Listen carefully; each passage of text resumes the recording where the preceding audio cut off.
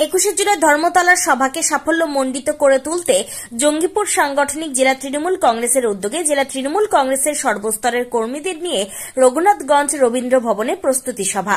উপস্থিত ছিলেন জঙ্গিপুর সাংগঠনিক জেলা তৃণমূল কংগ্রেসের সভাপতি তথা জঙ্গিপুর লোকসভার সাংসদ মাননীয় খলিলুর রহমান মহাশয়, রাজ্যের বিদ্যুৎ প্রতিমন্ত্রী মাননীয় আখরুজ্জামান মহাশয়, মুর্শিদাবাদ জেলা পরিষদের সভাধিপতি মাননীয়া রুবিয়া সুলতানা মহাশয়া, রাজ্য তৃণমূল কংগ্রেসের সহ সভাপতি মইনুল হক মহাশয়, সাংগঠনিক জেলা তৃণমূল কংগ্রেসের চেয়ারম্যান বিধায়ক জাকির হোসেন মহাশয়, নবগ্রাম বিধানসভার বিধায়ক কানাই চন্দ্র মণ্ডল মহাশয়, খড়গ্রাম বিধানসভার বিধায়ক আশিস মসজিদ মহাশয়, লালগোলা বিধানসভার বিধায়ক মোহাম্মদ আলী মহাশয়, সুতি বিধানসভার বিধায়ক ইমানি বিশ্বাস মহাশয় সহ জেলা ও ব্লক নেতৃত্ব।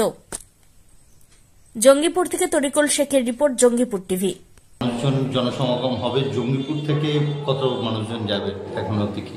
21শে জুলাই যেটা আমাদের শহীদ স্মরণ সভা, যেটা আমরা 1993 সালের মানুষের অধিকারকে, ভোটাধিকারকে রক্ষার উদ্দেশ্যে যেভাবে আমাদের জননেত্রী মমতা ব্যানার্জি যে রাইটার্স বিল্ডিং অভিযান রেখেছিলেন, সেখানে বেশ কিছু মানুষ 13 জন শহীদ হয়েছিলেন এবং কয়েকশো মানুষ আহত হয়েছিলেন।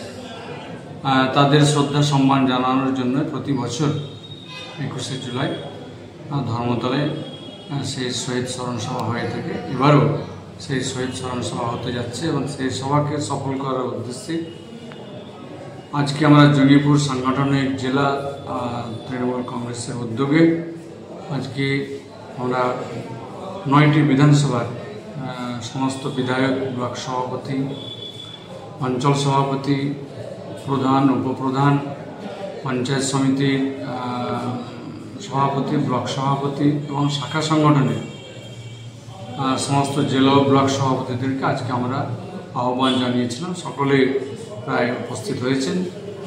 শুধুমাত্র আমাদের মধ্যে বিধায়ক মনিরুল ইসলাম, বিধায়ক আমিরুল ইসলাম এবং বিধায়ক বায়রন বিশ্বাস, তেনাদের কিছু নিজেদের কাজের জন্য তেনারা বাইরে রয়েছেন আর কি, বাকি সকলে উপস্থিত ছিলেন। আমরা আগামীতে আবারও বসবো আর কি বিধায়কদেরকে এবং ব্লক সভাপতিকে নিয়ে।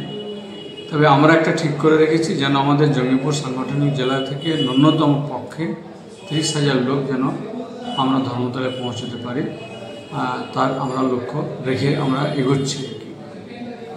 আমরা পার্টি থেকে সহযোগিতা চাইব যেন আমাদেরকে কিছু গাড়ির ব্যবস্থা করে দেন, আমাদেরকে যেন নেতাজি ইনডোর স্টেডিয়ামে আমাদের এলাকার লোক গিয়ে যেন থাকার ব্যবস্থাটা করে দেন। সেই বিষয়গুলো আমরা রাজ্য পার্টির কাছে তুলে ধরবো আর কি। এবং আগামী দিন যে আমাদের বিগত দিনে যে আমাদের নির্বাচন 2024 লোকসভা হয়েছে, আপনাদের মাধ্যমে আমি জঙ্গিপুর লোকসভাবাসীর সমস্ত বিধায়ক, ব্লক সভাপতি সহ জঙ্গিপুর লোকসভাবাসীকে আমি আবারও কৃতজ্ঞতা জানাচ্ছি এবং আগামী 2026-এ যে আমাদের বিধানসভা নির্বাচন আসছে, যেন আমরা পার্টির মনোনীত 9 জন আমরা প্রার্থীকে, আমাদের যে জঙ্গিপুর সাংগঠনিক জেলা 9টি বিধানসভা সমস্ত প্রার্থীদেরকে, যেটা 2021-এ আমরা সকলকে বিপুল ভোটে নির্বাচিত আমরা করতে পেরেছিলাম, ঠিক তেমনটাই 2026-এও যেন আমরা বিপুল ভোটে নির্বাচিত করার লক্ষ্যে আমরা এখন থেকে